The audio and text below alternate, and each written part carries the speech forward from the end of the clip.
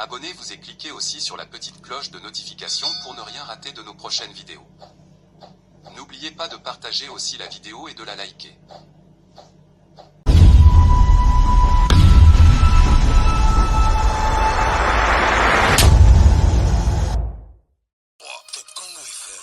Crimes de guerre et crimes contre l'humanité commis par l'armée rwandaise et ses supplétifs de l'AFC M23 dans les zones qu'il contrôle.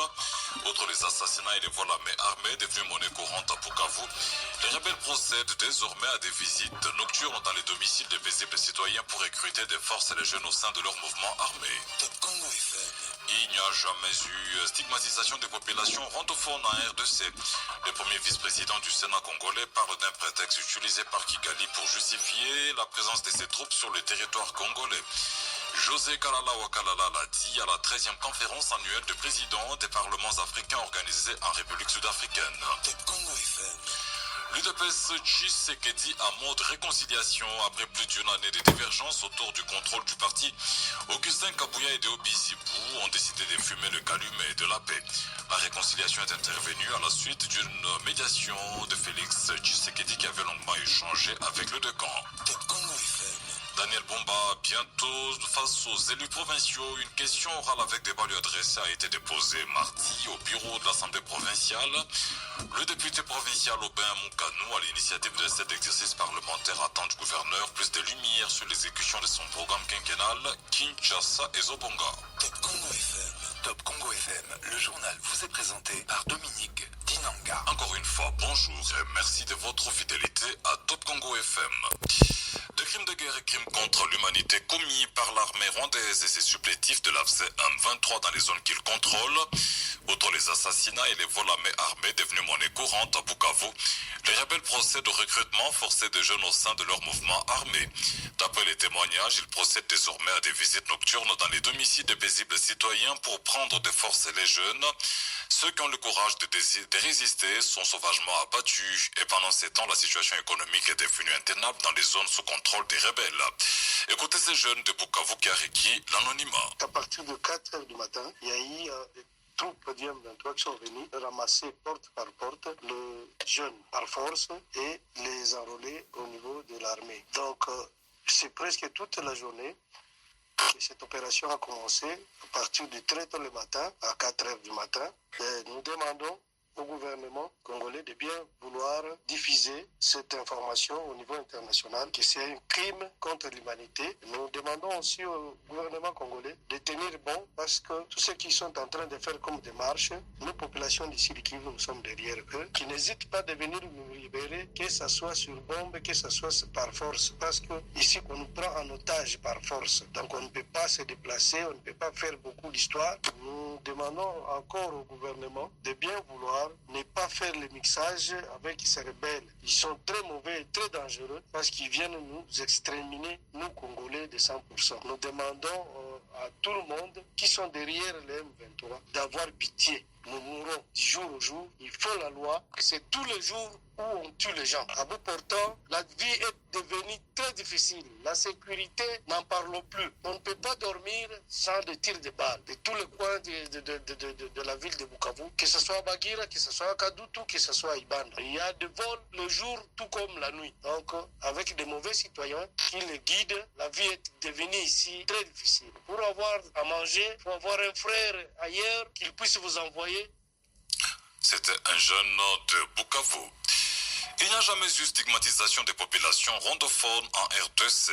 Le premier vice-président du Sénat congolais parle d'un prétexte utilisé par Kigali pour justifier la présence de ses troupes sur le territoire congolais et les pillages de nos ressources naturelles. José Kalala Wakalala l'a dit dans son discours à la 13e conférence annuelle des présidents des parlements africains organisée en République sud-africaine. Thème choisi, transformer les parlements pour catalyser l'intégration continentale menée par les citoyens, le développement durable, la prospérité et la paix et renforcer le rôle dynamique de l'Afrique sur la scène mondiale. On écoute le premier vice-président du Sénat congolais, José Kalala Wakalala, représentant du Parlement de la RDC à ses assises. Permettez-moi de dire un mot sur la rhétorique rwandaise à propos d'une prétendue stigmatisation et marginalisation des tribus rwandophones vivant au Congo-Kinshasa. Cette rhétorique ne tient plus la route. En effet, les Tutsis sont présents aussi bien au Rwanda, en Ouganda et au Burundi. Mais comment donc expliquer que les voisins rwandais soient le seul pays à relever pareille situation et pas ces autres pays? Le Rwanda sait très bien que cet alibi est le seul moyen dont il dispose pour justifier sa présence prédatrice des ressources minières de l'Est de la République démocratique du Congo. Et le monde entier le sait, confère le rapport mapping des experts des Nations Unies. Le dialogue et la coopération entre parlementaires devraient favoriser la réduction des tensions interétatiques et faciliter l'établissement des relations de confiance entre les États africains. C'est le facteur important pour le développement du continent, conformément à l'agenda 2063 pour une Afrique intégrée, prospère et en paix, gérée par ses propres citoyens et représentant une force dynamique dans l'arène internationale. C'était José Kalala Wakalala, je rappelle qu'il est premier vice-président du Sénat de la RDC. La République démocratique du Congo est victime d'un complot à l'échelle internationale. L'objectif demeure la balkanisation du pays et le pillage de ses ressources naturelles. C'est ce qu'affirme la société civile révolutionnaire. Son coordonnateur, qui était devant la presse mardi à Kinshasa, a fustigé les propos de Massad Boulos, l'envoyé de Donald Trump dans la région des Grands Lacs. Ce dernier avait affirmé le week-end dernier à la presse notamment qu'il fallait s'attaquer aux causes profondes du conflit dans l'est de la RDC dans la question des FDLR. Autre, c'est qu'il qualifie des complots internationaux contre la RDC. Maître Ferdinand Kitenge a aussi fustigé le fait que certains compatriotes soient utilisés par l'ennemi pour déstabiliser leur pays. Il appelle la population congolaise à la vigilance. Nous connaissons l'historique et on a compris que les États-Unis d'Amérique jouent pour le Rwanda. L'Union européenne joue pour le Rwanda. Ils ont un souci de balkaniser notre pays. Ils nous ont infiltrés pendant 18 ans, infiltrés dans l'armée, dans les services de sécurité. Tout ça pourquoi? Contre les richesses du Congo. Mais à ce jour, la société civile et révolutionnaire a constaté que tous ces multinationales, les Rwandais, utilisent aussi certains Congolais marionnettes comme les Nanga et d'autres qui restent d'ailleurs condamnés par la justice congolaise. Je profite de cette occasion pour appeler nos fils et filles ou des deux provinces du Nord et Sud Kivu. Vous verrez M. Nanga Corneille. Mettez la main sur lui, lapidez-le, arrêtez-le au cas contraire, acheminez-lui pour l'exécuter car c'est un condamné à mort. Et partout vous verrez Makenga, Bissimwa, arrêtez-les. Aujourd'hui, même Joseph Kabila, arrêtez-les. Ce sont des condamnés à mort. Kabila lui-même ici, alias Kabila, n'a rien avec le Congo. Au contraire, nos frères subissent des tortures, des morts, des humiliations, des violations graves des droits de l'homme et des droits humains dans la partie sous l'occupation du Rwanda. Et aussi, toutes les matières premières exploitées dans les deux provinces sont traitées à partir de Gisenyi au Rwanda. Trop, c'est trop. La société civile révolutionnaire a constaté à peu près plus de 13 millions de morts. Mais c'est dire que ces conflits pour mettre fin, l'option reste militaire et non de dialogue. C'est le respect de la résolution du Conseil de sécurité des Nations Unies 2377 qui donne le pouvoir de cantonnement des sujets congolais qui sont dans la rébellion et aussi le retour des Rwandais et leurs armes de quitter les sols congolais. C'était Maître Ferdinand Kitenge, je rappelle qu'il est coordonnateur de la société civile révolutionnaire. Joseph Kabila condamné à la peine de mort et au paiement d'une amende évaluée à 33 milliards de dollars américains. L'ancien chef de l'État a été reconnu par la haute cour militaire coupable des crimes de guerre, trahison et organisation d'un mouvement insurrectionnel pour ses liens présumés avec l'AFC M23. On écoute le prononcé de l'arrêt de la haute cour militaire dans cet extrait choisi par Pascal Kapalaï. La haute cour militaire statuant publiquement et par défaut à l'égard du provenu Joseph Kabila Kabange, le ministère public entendu, vu la constitution de la République démocratique du Congo, telle que modifiée en son article 149, vu la loi numéro 023/2002 du 18 novembre 2002 portant Code judiciaire militaire. En conséquence, elle condamne sans admission de circonstances atténuantes le prévenu à la peine de mort pour le crime de guerre par homicide intentionnel ou meurtre, à la peine de mort pour le crime de guerre par viol, à la peine de mort pour le crime de guerre par torture, à la peine de mort pour le crime de guerre par attaque contre le bien protégé, à la peine de mort pour apologie ou propagande des actes de crimes de guerre, à la peine de mort pour trahison, à la peine de mort pour l'organisation d'un mouvement insurrectionnel, à 15 ans pour de servitude pénale principale pour complot. Faisant application de l'article 7 du Code pénal militaire, elle prononce une seule peine, c'est-à-dire la plus forte, soit la peine de mort. Et en réaction, Joseph Kabila devra donc surpayer plus de 29 milliards de dollars américains à la partie civile RDC. Il devrait payer aussi les dommages et intérêts de l'ordre de 2 milliards de dollars américains à la partie civile du Nord Kivu et le même montant à la province du Sud Kivu. Le secrétaire permanent adjoint du PPRD rejette cette décision et parle d'une décision politique. Ferdinand Cambéré. C'est un procès politique. Vous voyez bien qu'il a été tiré dans le tiroir, mais qu'en réalité, une lecture de plus ou moins 3 heures de temps pour lire qu'un petit arrêt pour finir à une condamnation de mort, c'est pas moi, à des dommages et intérêts pour la République de plus de 30 milliards et confiscation de biens. Tout ça est en train de cacher quoi? Leur amitié avec le Rwanda, le complot avec le Rwanda pour occuper l'Est. Parce que c'est ça en réalité. Si l'agression sépare le Rwanda de notre pays et tout ce qu'il y a comme gaffe, il y a les rapports mapping et tout ce qu'il y a eu depuis toutes ces années. Si aujourd'hui tout ça, c'est Kabila qui doit payer ça, je ne sais pas quel est le seul Congolais qui peut croire à un tel procès. C'est un procès simplement politique, un procès de honte. Kabila n'a jamais été attendu sur procès verbal. Les dossiers étaient vides. Personne n'a vu un seul témoin défiler devant la barre. Cette décision va disqualifier votre leader.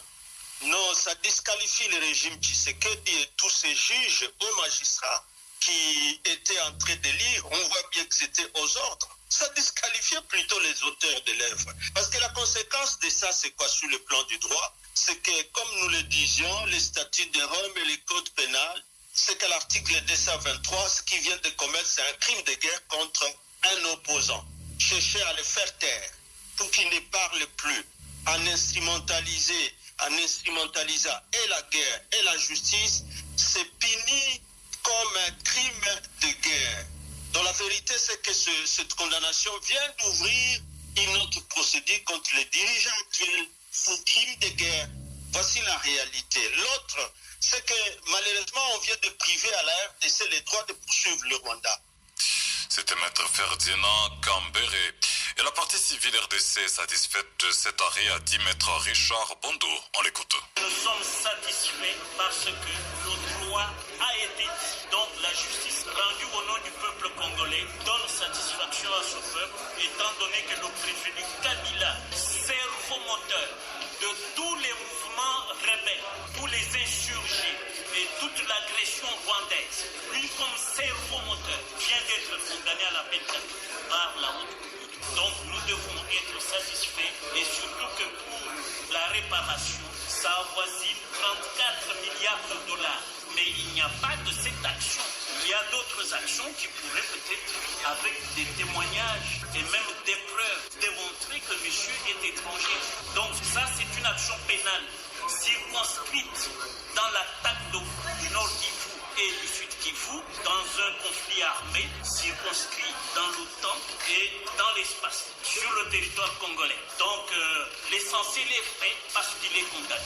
C'est ça ce qu'on appelle la souveraineté du juge ou sa conviction au-delà de tout est raisonnable quand il s'agit des crimes internationaux. Donc nous, en tant que professionnels, nous nous inclinons tout en saluant la décision de la Cour.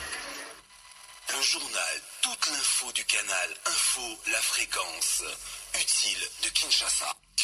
Judith Suminwa va rester sur les traces du tout premier président de la RDC en matière de bonne gouvernance. La première ministre l'a exprimé bien sûr après s'être recueillie devant la tombe de Joseph Kasavubu à Singini, territoire de Djela, dans la province du Congo central. Judith Suminwa s'est également rendu compte de l'évolution des travaux de construction de la route interne Djela-Singini. Il s'agit d'une voie de 119 km et dont le point kilomètre 0 est justement le mausolée de feu Joseph Kasavubu. Des travaux de lutte anti-érosive sont également en cours pour sécuriser ces sites historiques. On écoute la première ministre Judith Suminwa au micro de Dieu merci, Lusa Kumunu. D'abord, avant de parler de la symbolique, pour moi c'est un honneur d'arriver ici. C'est quelque chose que j'ai toujours voulu faire dans ma vie. Et enfin aujourd'hui, j'ai pu arriver ici à Singini et m'incliner devant la tombe du président Kasavubu, le premier président de la République démocratique du Congo. Et pour moi, la première femme, première ministre et premier ministre du Congo central, originaire du Congo central, toute la symbolique était une des premières symboliques parce que le premier président de la République démocratique du Congo venait du Congo central et le premier ministre, pour la première fois originaire du Congo central, c'est une femme qui est moi, qui a été nommée par son excellence Monsieur le Président de la République, le champion de la masculinité positive. C'est tout un honneur pour moi.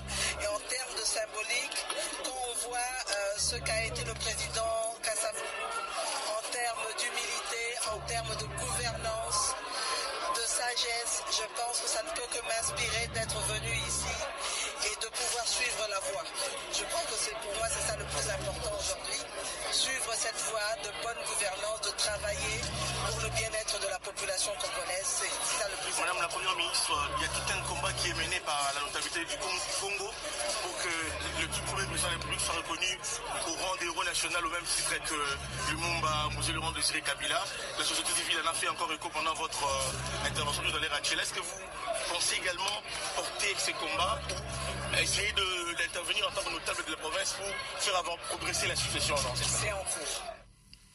C'était le propos de la première ministre Judith Suminwa, à propos recueillis par Dieu merci, Lusa Kumunu. Et il faut noter qu'avant de se recueillir devant le mausolée de Joseph Kasavubu, la première ministre est passée par Djela et s'est adressée à la population locale via un meeting. Nous y reviendrons. Le président de l'Assemblée provinciale de Kinshasa sur un siège éjectable. Une pétition a été déposée par 5 députés provinciaux à charge de Lévi Mbota, la mauvaise gestion. Au même moment, une question orale avec débat a été déposée. Elle vise le gouverneur de Kinshasa sur la gestion du budget de la ville de Kinshasa. On écoute les députés provinciaux Nicolas Wemankoy. Certains collègues ont introduit une proposition de résolution pour la déchéance du président de l'Assemblée provinciale de Kinshasa pour cause de manque de management, de les reprocher de l'opacité dans la gestion des finances publiques, de manque de transparence dans la dotation de l'Assemblée provinciale de Kinshasa. Et pour les pétitionnaires, le président doit partir. Ils sont membres du même regroupement avec le président. Nous allons nous concerter pour donner notre position. L'initiative émane du député provincial élu de Mongafula, l'honorable Robert Mukano Isukama, qui reproche au gouverneur de la ville de Kinshasa de ne pas maîtriser l'effectif des agents de la ville de Kinshasa, de ne pas être transparent dans la gestion des finances publiques, mais également la question de l'impayement des agents de la ville de Kinshasa et le manque de maîtrise des recettes qui proviennent des impôts fonciers. Pour la pétition, le président de l'Assemblée, que prévoit le règlement intérieur? Le règlement de l'Assemblée provinciale de Kinshasa prévoit que si les 5 députés déposent une proposition de résolution de déchéance, président, la vice-présidente, comme elle est le cas pour nous, en informe les concernés pour lui demander de se présenter à la prochaine plénière pour présenter ses moyens de défense. Au cas où il se présente, et si ces arguments sont satisfaisants, on va soumettre au vote. Si le pour l'emporte, il va partir. Si le non l'emporte, il va rester. Nicolas Wemankoy qui répondait aux questions de Eric Kambago. Une autre question orale avec débat adressé au gouverneur Daniel Bumba a été déposée aussi mardi au bureau de l'Assemblée provinciale de Kinshasa. Le député provincial Aubin Moukanou, à l'initiative de cet exercice de contrôle parlementaire, attend du gouverneur plus de lumière sur l'exécution de son programme quinquennal Kinshasa et Zobonga. Un programme qui souffre selon lui d'application. Il y a aussi des soupçons d'opacité dans la gestion financière, la lenteur dans l'exécution des travaux de réhabilitation des routes et autres chantiers qui pèseraient sur le patron de la ville. On écoute l'élu de Mongafula Aubin Moukanou, joint par Eric Lukoki. Il convient de rappeler que le gouverneur est l'émanation de l'Assemblée provinciale de Kinshasa. Et par principe de paternité institutionnelle, la réussite comme l'échec de l'exécutif provincial sont également les nôtres. Voilà pourquoi, au lieu d'attendre pour constater l'échec, nous avons choisi d'opter pour une évaluation à mi-parcours. Cette question orale avec débat est donc une boussole qui nous permet de savoir d'où nous venons, où nous sommes et où nous allons. Ce que nous reprochons au gouvernement, c'est la non-application de son propre programme Kinshasa et Zobonga. Il a promis aux Kinois de mobiliser 10,9 milliards de dollars dans les 5 ans. Mais hélas, nous nous rendons compte que la première année, il n'a même pas pu mobiliser 50 millions de dollars. Et nous nous demandons à quand les débuts et les décollages du programme Kinshasa et Zobonga. Et nous avait promis la construction de 100 écoles. Mais aujourd'hui, on n'arrive même pas à situer où seraient ces 100 écoles. On nous avait promis qu'on aura des camions anti-incendie, 12 pour cette année. Jusque-là, on ne sait pas combien qui a été déjà acheté. Donc il y a beaucoup de choses que le gouvernement avait promis de réaliser. On se rend compte que presque tout ce qu'il avait demandé, la majorité, n'est pas du tout réalisé. C'est la raison pour laquelle, par cet exercice de questions orales, nous nous donnons l'occasion de nous dire si et seulement si ces programmes Kinshasa et Zobonga doivent être remis en cause ou soit s'il y a des éléments que nous ignorons qui nous apportent éclaircissement. Direction Maniema, où les députés provinciaux et le gouvernement provincial sont appelés à poser des actions concrètes pour répondre aux attentes de la population. Appel lancé par le président de l'Assemblée provinciale, c'était dans son discours à l'occasion de la rentrée parlementaire pour une session essentiellement budgétaire. Session de beaucoup d'enjeux, a fait savoir Junior Kibungi Mutanga. Le président de l'organe délibérant du Maniema a exhorté le gouvernement provincial à déposer dans le meilleur délai légal, bien entendu, le projet des 10 budgétaires 2026. On l'écoute. La session qui s'ouvre ce jour est essentiellement budgétaire. C'est une session de tous les rendez-vous au cours de laquelle les décisions importantes vont être inscrites dans le budget pour l'exercice 2026. C'est aussi un moment crucial de la politique de la province pendant lequel nous devons prévoir toutes les actions à mener par le gouvernement provincial. À cet effet, j'exhorte donc le gouvernement provincial à déposer les projets du budget dans les délais légaux afin de permettre aux élus du peuple de l'examiner avec toute la rigueur exigée. L'heure ne plus aux intentions, ni moins aux promesses à faire à la population. Il ne reste qu'à poser des actions dans le sens des attentes de ceux qui nous ont mandatés. Pour ce faire, j'en appelle à une volonté collective du développement de notre province. C'est donc, je demande à tous les services techniques concernés pour l'élaboration du projet d'édit budgétaire d'apporter les éléments qui entrent en ligne de compte pour la production de cet outil indispensable à la bonne gouvernance. À ce qui concerne le projet d'édit de réduction des comptes, je salue la souplesse avec laquelle le gouvernement provincial a agi dans ce processus, manifesté par le dépôt de ces documents dans un délai légal. Parlons du Conseil économique et social qui ouvre sa dernière session ordinaire de l'année ce mercredi 1er octobre. Les 7 commissions permanentes couvrant tous les aspects de la vie nationale et cet organe consultatif vont durant les 2 prochains mois notamment toiletter et enrichir les projets d'avis restés en suspens lors de la dernière session. C'est ce qu'indique René Ngongo, son rapporteur, et est au micro de Eric Lukoki. Dans de nouvelles matières, il y a d'abord des arriérés. La Commission économique et financière a analysé la réduction de la dépendance économique de la RDC, processus pour le développement endogène et les numériques à l'Union démocratique du Congo, état des lieux et perspectives. La GRIDEV fait un travail intéressant sur l'entrepreneuriat agricole des jeunes et des femmes. La Commission environnement et ressources naturelles et tourisme a travaillé sur la gestion intégrée des déchets à l'Union démocratique du Congo. Au-delà d'une simple analyse, la Commission est en train de proposer des outils de gestion. En plus de la gestion intégrée, la Commission environnement ressources naturelles et tourisme est en train de travailler sur la relance du tourisme phonique en République démocratique du Congo. On travaille sur le couloir vert, un grand programme qui est très intéressant. Comment nous pouvons aider les gouvernements à mieux cadrer ce couloir vert entre Kivu et Kinshasa. Et le dernier sujet pour la seule commission environnement, c'est la redevance minière. On a fait une réforme minière et là-dedans, il y a des obligations pour les entreprises. Des obligations sur le plan social, environnemental. Et là, la commission CERNAT, puisqu'il s'agit des ressources naturelles, est en train de faire un état des lieux et des propositions concrètes sur ça. La commission santé, affaires sociales et culturelles, c'est pas aussi la gouvernance associative. Nous avons beaucoup d'associations. Comment on peut capitaliser ces associations-là pour qu'elles soient utiles? La prise en charge des personnes du troisième âge. La commission relations extérieures travaille sur les frontières. L'autre avis, c'est la ZLECAF. La commission est en train de réfléchir comment on peut capitaliser notre présence dans cette zone de libre-échange. Les derniers projets d'avis, c'est la réforme dans le secteur des télécommunications. Peu de bras à l'UDPS. Après plus d'une année de divergences autour du contrôle du parti, Augustin Kabouya et Deo Bizibo ont décidé de fumer le calumet de la paix. La réconciliation est intervenue à la suite d'une réunion prolongée autour du président Félix Tshisekedi depuis vendredi 19 septembre.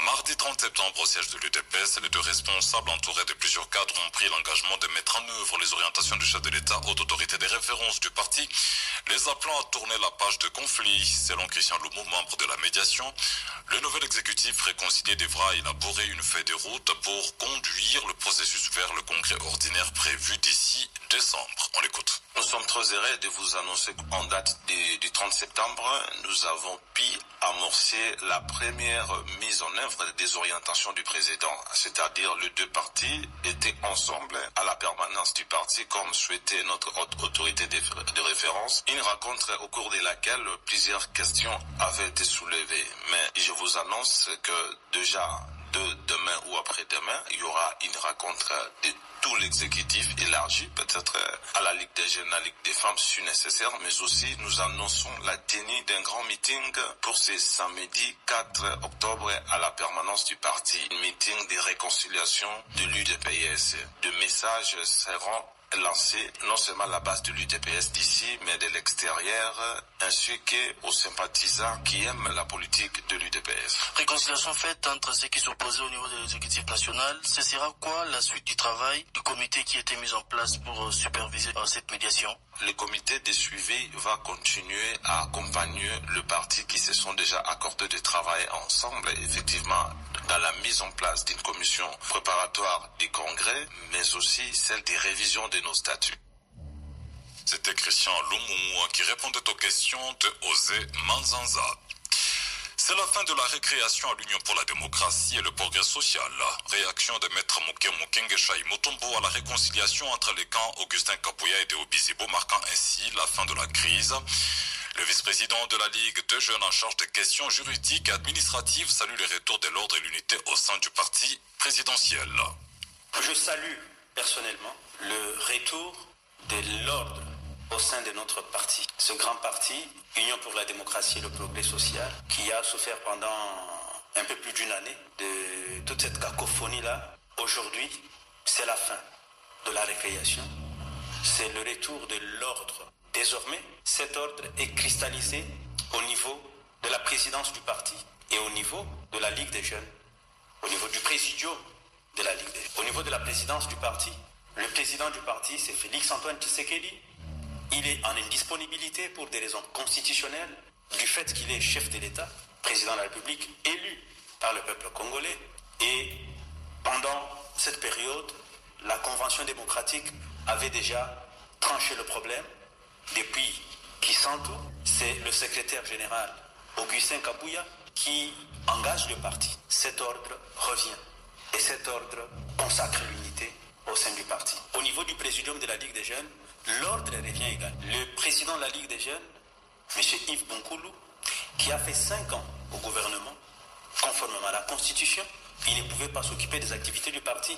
Donc, avec la cessation de ses fonctions au niveau du gouvernement, il devrait reprendre la direction de la Ligue des jeunes depuis l'année passée.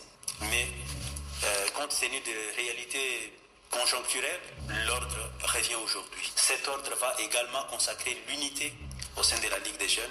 Je suis l'homme le plus heureux et je salue ce retour et cette reprise de fonction. Il ne s'agit même pas d'un retour, il s'agit d'une reprise de fonction. Mukengeshai Mutombo. Célébration ce 1er octobre 2025 de la Journée internationale des personnes âgées. La République démocratique du Congo entend honorer tous les Congolais du 3e âge. La ministre d'État en charge des affaires sociales, actions humanitaires et solidarité nationale annonce l'organisation d'une série d'activités à Kinshasa et en province en marge de cette célébration. F. Bazaïba recommande par ailleurs à toute la population de réserver un meilleur traitement à toutes les personnes du 3e âge qui se trouvent autour de nous. Loin de toute forme de stigmatisation, la ministre Bazaïba au téléphone de Thierry Kambundi. Le 1er octobre de chaque année, le monde célèbre la journée internationale dédiée aux personnes âgées. Ce qui est prévu en République démocratique du Congo est que le ministère des Affaires sociales, Action humanitaire et Solidarité nationale a prévu d'aller fêter, célébrer avec ces personnes âgées exactement dans les sites où ces personnes sont encadrées. Dans les homes de vieillards, nous avons sélectionné 2 donc qui se trouve sous la charge de l'État et une structure sous tutelle ou sous encadrement des privés. Il y a les hommes de vieillards de Kitambo et les hommes de vieillards de Kabinda dans la commune de Lingwala, et aussi nous allons aller à la commune de Kinshasa à Saint-Pierre où nous allons devoir parler, célébrer, manger ensemble et échanger avec ces personnes âgées. Pourquoi mettez-vous un accent particulier sur la célébration de cette journée dans le contexte et la culture congolaise? Alors, pourquoi nous mettons l'accent sur cette célébration? Parce que dans les contextes congolais, ce n'est pas une culture, mais c'est seulement une mauvaise habitude qui est en train d'être malheureusement véhiculée au niveau de la jeunesse surtout, où on considère qu'une personne âgée est automatiquement prise comme sorcière et clochard, des pauvres, des démunis et tout, l'impression que ça donne. On maltraite la personne âgée en disant, surtout celle qui est malade, qui perd connaissance, parce qu'il y a des maladies parfois qui touchent à la psychologie, où les personnes âgées ont des maladies d'Alzheimer, par exemple, comme on le dit. C'était la ministre Eve Bazaïba qui répondait aux questions de Thierry Kambundi. L'ISAM, Institut supérieur des arts et métiers, va démarrer la nouvelle année académique avec une nouvelle filière. Il s'agit de l'hôtellerie et tourisme qui s'ajoutent aux 3 autres habituels, à savoir haute couture, modélisme ainsi que coiffure et esthétique. C'est ce qu'affirme la professeure révérende sœur Florence Mbia-Moiti, directeur général de cette institution publique. Sachez que cette nouvelle filière va fonctionner avec le concours de l'Institut Vatel International de la France. Entre-temps, les inscriptions continuent, affirme-t-elle. On l'écoute au micro de Rachel Insioué. Les inscriptions ont déjà commencé à l'ISAM et prendront fin le 13 octobre. Les candidats peuvent s'inscrire en ligne en utilisant l'adresse www.isam.optsolution.net. Même ceux qui prennent les inscriptions en ligne, ils sont obligés de passer en présentiel pour déposer les dossiers. En matière de toutes ces filières que nous proposons, c'est la plus grande école qui forme en haute couture, en modélisme, en coiffure. Et la coiffure et esthétique que l'ISAM propose, c'est artistique. Encourager les parents à envoyer les enfants à l'ISAM. Et avec le concours de l'institution Vatel International, l'ISAM va davantage s'ouvrir au monde, parce que Vatel International fonctionne dans plus de 20 pays à travers le monde et c'est une école qui est venue de la France. Elle offre un diplôme international et en s'alliant à l'ISAM, il y aura aussi le diplôme national. Dysfonctionnement dans la gestion de la cité Millennium à Mitendi dans la commune de Mongafula, une cité octroyée aux membres du corps académique, scientifique, administratif de l'enseignement supérieur universitaire de la RDC. Les membres de l'aspect Millennium montent au créneau pour dénoncer la spoliation de leurs terres. Ils accusent les responsables de n'avoir pas respecté leurs engagements vis-à-vis des souscripteurs. Le collectif de membres de l'ASMIL exige la convocation d'une assemblée générale. Ils appellent à l'intervention des autorités politico-administratives pour œuvrer à la résolution de la crise et informent l'opinion publique qui se réserve le droit de saisir la justice pour obtenir des sanctions pénales contre les personnes impliquées dans cette mégestion de la cité Millennium. On écoute Jean-Claude Tanta, membre de l'association Millennium, au micro d'Emile Vakanyeba.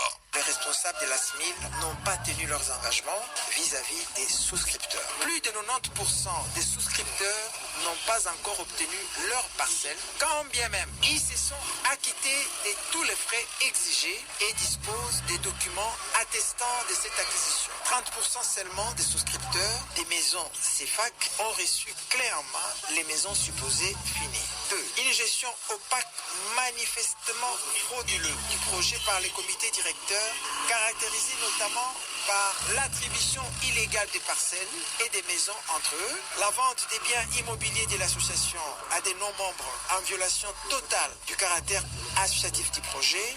Et face à cette escroquerie foncière et immobilière, le collectif des membres lésés de la SMIL demande aux membres du comité directeur élus en 2000 et encore en fonction de convoquer une assemblée générale de tous les membres qui sera consacrée à la présentation de l'état des lieux général de l'association. Demande à toutes les autorités politico-administratives d'œuvrer à la résolution de la crise en prenant des mesures conservatoires. Lutte contre les maladies d'origine alimentaire dues au non-respect des normes d'hygiène à Kinshasa.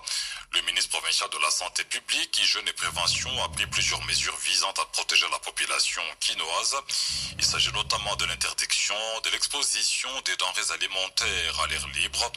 Des sanctions sont prévues à l'encontre des récalcitrants après un mois de sensibilisation. D'après la circulaire signée par le ministre Patricien Gongwa Bakazi, toute denrée alimentaire doit être protégée contre les contaminations, poussières, insectes, fumées, manipulations inappropriées. Il est interdit d'exposer à la vente des denrées alimentaires non emballées à même le sol ou en contact direct avec des supports insalubres. Le transport des denrées alimentaires doit se faire dans des contenants propres et adaptés, assurant leur protection sanitaire. Les lieux de préparation, stockage et vente des denrées doivent être maintenus propres, aérés et exempts de nuisibles. Toute personne manipulant des denrées alimentaires doit être apte médicalement et soumise à un examen médical périodique délivré par les services compétents. Les vendeurs et restaurateurs doivent porter une tenue propre et adaptée, notamment des tabliers et couvre-chefs pendant la manipulation des aliments. Les ustensiles et matériels de préparation doivent être maintenus en état constant de propreté. L'usage de l'eau dans la préparation, la cuisson et le nettoyage doit se faire exclusivement à partir de sources potables et sécurisées. Les déchets issus des activités de préparation et de vente doivent être immédiatement collectés et évacués conformément aux règles de salubrité. Le ministre provincial de la Santé publique, Hygiène et Prévention, Patricien Gongwa Bakazi, invite les autorités de l'ordre à veiller au strict respect de ces mesures. Top Congo FM, ouverte sur le monde. Top Congo FM, l'information à chaque moment que l'actualité l'exige. Nous prenons brièvement l'actualité au-delà des frontières de la RDC avec vous, Marcel Kitambala. Rebonjour. Rebonjour Dominique Dinanga. En Ukraine, les pluies violentes qui se sont abattues dans la région d'Odessa, dans le sud du pays, ont fait au moins 9 morts, dont un enfant, ont indiqué les secours mercredi 1er octobre. Toute la nuit, les sauveteurs ont aidé à évacuer des personnes prises au piège par des inondations, à dégager des voitures, à pomper de l'eau des bâtiments, ont précisé les services d'urgence. En Haïti, le Conseil de sécurité de l'ONU a approuvé mardi 30 septembre une résolution destinée à transformer la mission d'assistance à la police haïtienne conduite par les Kenyans depuis 2023 en une force dotée de plus de moyens. Objectif, tenter d'enrayer la violence des gangs qui continuent de ravager les Haïti. Aux Philippines, les séismes de magnitude 6,9 qui a frappé les centres des Philippines a fait jusqu'à 60 morts, a indiqué mercredi 1er octobre un responsable national des secours. Nous recevons un nombre croissant des signalements des victimes, donc la situation est très changeante. Nous avons reçu des informations indiquant que jusqu'à 60 personnes ont péri dans ce tremblement de terre qui a frappé l'archipel mardi soir, a déclaré les responsables adjoints du Bureau de la Défense civile. Et aux États-Unis d'Amérique, les pays est toujours en situation de paralysie budgétaire après l'échec d'un ultimatum de vote au Sénat pour éviter les gels d'une partie des services fédéraux. Et avant même le vote au Sénat, chaque camp s'est rejeté la faute de l'échec des négociations. Les démocrates veulent tout fermer. Nous ne voulons pas, a ainsi assuré le président Donald Trump depuis le bureau ovale. Il a aussi fait monter la pression en assurant que la situation pourrait avoir des conséquences irréversibles si les démocrates ne finissaient pas par accepter les budgets voulus par les républicains. Et à Madagascar, des milliers de manifestants ont encore réclamé mardi 30 septembre le départ du président malgache malgré l'annonce lundi 29 septembre du limogeage du gouvernement au complet. Mardi soir, plusieurs mouvements syndicaux et branches professionnelles ont fait part de leur soutien aux manifestants, à commençant par les syndicats des employés de la Jirama, la compagnie nationale d'eau et d'électricité, qui a annoncé se mettre en grève générale. L'ordre des avocats, lui, dénonce des violations graves et répétées des droits humains et des droits de la défense et appelle les autorités à se conformer à la Constitution et au texte des lois en vigueur. Marcel Kitambala, merci. Top Congo FM 88.4, première radio d'information en République démocratique du Congo. Vous l'avez certainement compris, c'est la fin de ce journal, mise en onde par Jacques Nzinga. Merci de l'avoir suivi. Abonnez-vous et cliquez aussi sur la petite cloche de notification pour ne rien rater de nos prochaines vidéos. N'oubliez pas de partager aussi la vidéo et de la liker.